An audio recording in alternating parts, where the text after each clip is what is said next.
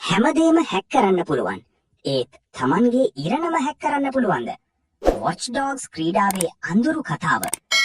Watch Dogs 1 ක්‍රීඩාවේ සම්පූර්ණ කතාවේ සාරාංශය සිංහලෙන් පහතින් දැක්වේ. ප්‍රධාන චරිතය සහ පසුබිම.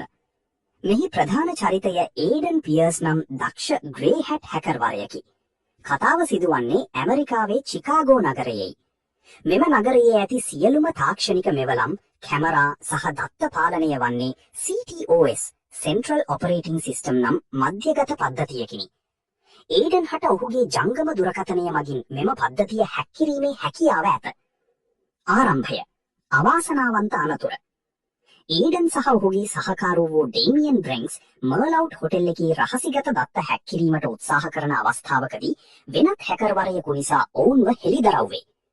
මේට පරිගැනීමක් ලෙස අපරාධකරුවන් පිරිසක් ඒඩන් ගමන් කළ රථයට වෙඩි තබන අතර එම අනතුරෙන් ඒඩන්ගේ කුඩා ලේලිය වන ලීනා පියර්ස් මිය යයි. පරිගැනීමේ ගමනය. ලීනාගේ මරණයෙන් වසරකට පසු ඒඩන් තම ලේලියගේ මරණයට වගකිව යුතු පුද්ගලයා සොයා මෙහෙයුමක් ආරම්භ කරයි. ඔහු චිකාගෝ නගරයේ විජිලාන්ටේ නීතිය අතටගෙන අපරාධකරුවන්ට දඬුවම් දෙන්නෙක් ලෙස ප්‍රසිද්ධ වේ.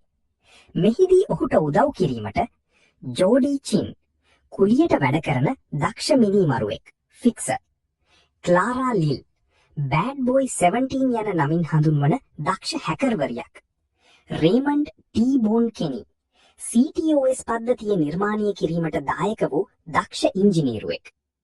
කතාවේ ගැටුම. ඒඩන්ගේ පැරණි සහකරු ඩේමියන් බ්‍රෙන්ක්ස් නැවත පැමිණ ඒඩන්ගේ සහෝදරියව පැහැරගනි. ඔහු ඒඩන්ට බල කරන්නේ එදා මර්ලවුට් හොටේල් එකේදී ඔවුන් සොයමින් සිටි දත්ත IP වීඩියෝ නැවත සොයා දෙන ලෙසයි. මෙම දත්ත මගින් නගරයේ බලවත් පුද්ගලයන්ගේ රහස් හෙළි කළ හැකිවි. ප්‍රධාන සතුරන්. ලකී ක්වින්. චිකාගෝ නගරයේ පාතාල කල්ලිය වන ද ශිකාගෝ සවුත් ක්ලබ් හි නායකයා. ඩර්මට් ලකී ක්වින්. ලීනාගේ මරණයට අනදුන් සැබෑ පුද්ගලයා මොහු බව ඒඩන් සොයාගනී. අවසානය.